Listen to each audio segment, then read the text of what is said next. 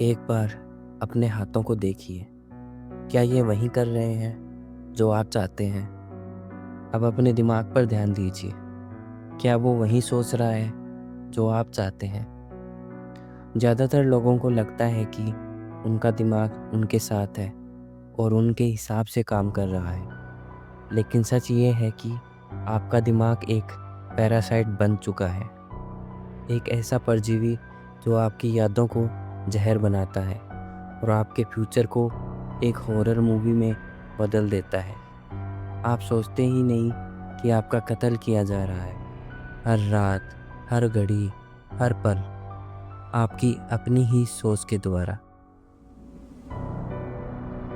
Richard स्नर एक बेहद काबिलियत वाला कलाकार, लेकिन रिचर्ड के दिमाग में एक शोर था जो हमेशा ही उसके दिमाग में चलता रहता।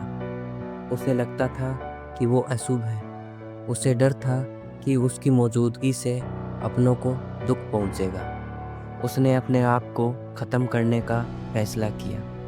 वह पास के ही घने जंगल में गया।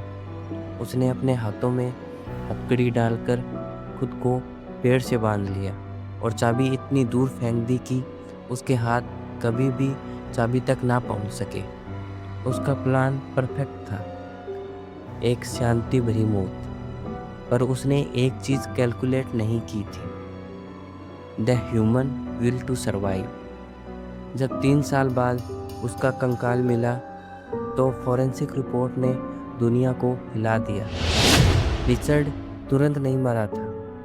उसने अगले 4 दिन तक हथकड़ियों को तोड़ने की कोशिश की थी। उसकी कलाइयों की चमड़ी उधड़ गई थी, हड्डियां घिसकर कमज़ोर हो गई थी। उसने इतनी कोशिश इसलिए की ताकि वो जी सके।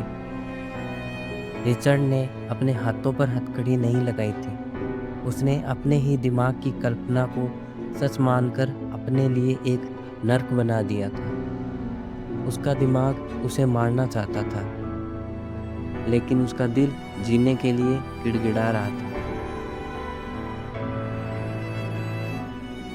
हम सब भी रिचर्ड की तरह ही हैं। हम भी उन्हीं हथकड़ियों को कस रहे होते हैं जब हम अपनी पुरानी बातों को याद करके खुद को सज़ा देते हैं। साइंस इसे डिफ़ॉल्ट मोड नेटवर्क कहता है। जब आप अकेले बैठे होते हैं, ये नेटवर्क अपनी पूरी स्पीड से चलता है। इसे हाइपर एक्टिव होने से रोकने का सिर्फ एक ही रास्ता है, एक्शन। हाँ, काम कीजिए, कुछ भी जो आपको पसंद हो। याद रखिए, एक चलती हुई गाड़ी में कभी भी जंग नहीं लगता।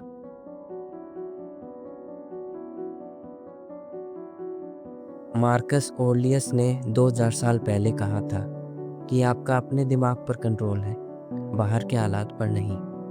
इस जाल से निकलने के लिए आपको 3 चीज़ें करनी होगी। अगली बार अगर ओवरथिंकिंग हो या डर लगे तो ये मत कहो कि मुझे डर लग रहा है। इसके बजाय तुम ये कहो कि मेरा दिमाग डर वाला विचार पैदा कर रहा है। दूर से देखिए अपने उस विचार को, उसमें डूबिए मत। जो भी विचार तुम्हारे दिमाग में आ रहे हैं, उन विचारों को अपनी एक डायरी में लिखो। जब विचार दिमाग से बाहर आ जाते हैं तो उनकी ताकत कमज़ोर पड़ने लगती है। जब दिमाग ओवरथिंकिंग करने लगे तो खुद को प्रेजेंट मोमेंट में लाने की कोशिश करो। गहरी सांस लो, अपने हाथों को स्पर्श करो, अपनी सांसों पर ध्यान दो, अपने आसपास क्या हो रहा है उस पर ध्यान दो। प्रेजेंट मोमेंट एक ऐसी जगह है जहाँ डर का कोई वजूद नहीं होता।